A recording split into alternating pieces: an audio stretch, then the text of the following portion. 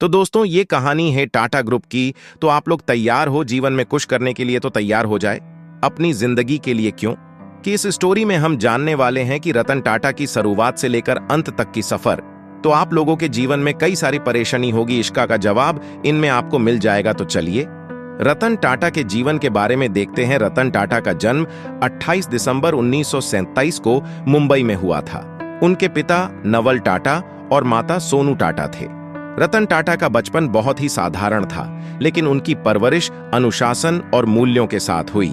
उनके माता पिता ने हमेशा उन्हें मेहनत और ईमानदारी का महत्व सिखाया।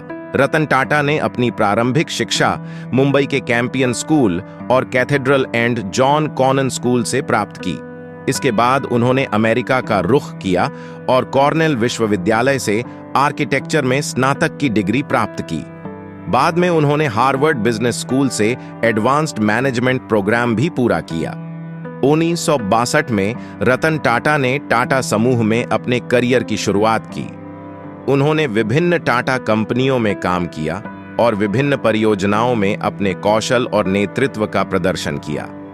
उनके समर्पण और मेहनत ने उन्हें टाटा समूह के शीर्ष नेतृत्व में जगह दिलाई। टाटा समूह में प्रवेश के बाद रतन टाटा ने कई परियोजनाओं पर काम किया।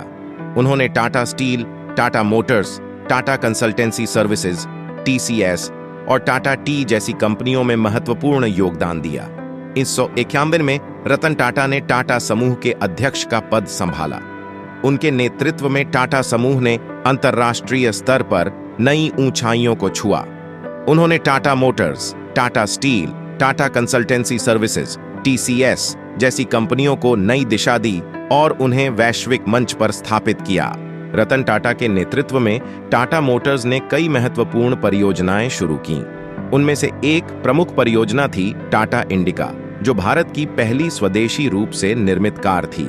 इसे 1998 में लॉन्च किया गया और यह एक बड़ी सफलता साबित हुई। इसके बाद रतन टाटा ने एक और महत्वपूर्ण परियोजना शुरू की, टाटा नैनो। यह दुनिया की सबसे सस्ती कार थी, जिसे 2008 में लॉन्च किया गया। इसका उद्देश्य था कि हर भारतीय परिवार के पास एक कार हो। रतन टाटा के नेतृत्व में टाटा समूह ने कई महत्वपूर्ण अंतरराष्ट्रीय अधिग्रहण किए। 2007 में टाटा स्टील ने यूरोप की सबसे बड़ी स्टील निर्माता कंपनी कोरस को अधिग्रहित किया। यह अधिग्रहण टाटा स्टील को वैश्विक स्तर पर एक महत्वपूर्ण स्थान पर ले आया। इस अधिग्रहण के साथ रतन टाटा भारतीय व्यापार जगत में एक प्रतिष्ठित व्यक्ति बन गए। इस विलय के फलस्वरूप दुनिया को 5वां सबसे बड़ा इस्पात उत्पादक संस्थान मिला। रतन टाटा का सपना था कि 1 लाख की लागत की कार बनाई जाए। नई दिल्ली में ऑटो एक्सपो में 10 जनवरी 2008 को इस कार का उद्घाटन करके उन्होंने अपने सपने को पूर्ण किया। टाटा नैनो के 3 मॉडलों की घोषणा की गई और रतन टाटा ने सिर्फ 1 लाख रुपये की कीमत की कार बाजार को देने का वादा पूरा किया। साथ ही इस कीमत पर कार उपलब्ध कराने के अपने वादे का हवाला देते हुए कहा, वादा एक वादा है। 26 मार्च 2008 को रतन टाटा के अधीन टाटा मोटर्स ने फोर्ड मोटर कंपनी से जगुआर और लैंड रोवर को खरीद लिया और इन कंपनी को इन्होंने 15 अरब पाउंड में खरीदी गई। यह अधिग्रहण टाटा मोटर्स के लिए एक बड़ा कदम था और इससे कंपनी की वैश्विक प्रतिष्ठा और भी बढ़ गई। रतन टाटा केवल एक उद्योगपति ही नहीं, बल्कि एक महान परोपकारी भी हैं।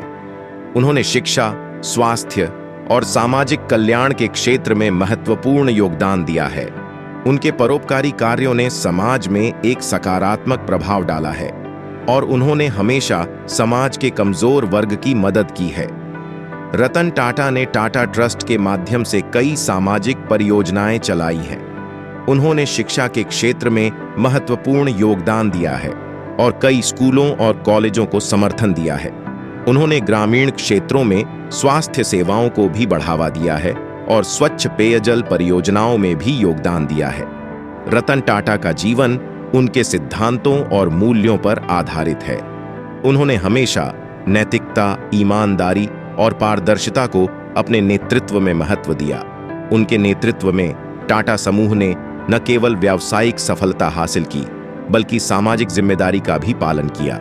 इस कार्य से प्रेरित होकर भारत सरकार ने रतन टाटा को 2008 में उद्योग एवं व्यापार क्षेत्र में पद्म भूषण से सम्मानित किया था।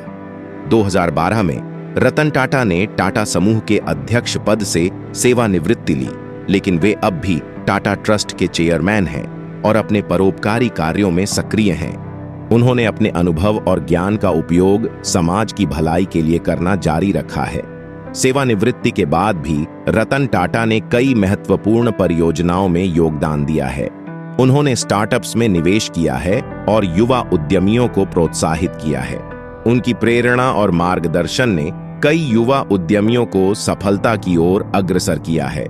और रतन टाटा ने एक इंटरव्यू में बताया था कि अपने जीवन में किस बात को ध्यान रखनी चाहिए, तो हो देखिए, पहली बात, मुझे अपने परिवार की विरासत पर गर्व है, लेकिन मैं अपने खुद के प्रयासों से अपनी पहचान बनाना चाहता हूं। दूसरी बात, सफलता का कोई शॉर्टकट नहीं होता, मेहनत और समर्पण ही सफलता की कुंजी है।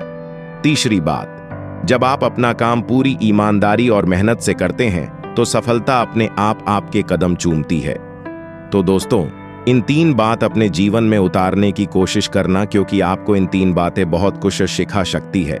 तो मैं उम्मीद करता हूं कि आपके जीवन में कोई भी क्वेश्चन था, उनका जवाब मिल गया होगा। तो आपको इस स्टोरी अच्छी लगी हो तो चैनल को सब्सक्राइब जरूर करें। तो चलिए दोस्तों, मिलते हैं अगली स्टोरी पे। Thank you.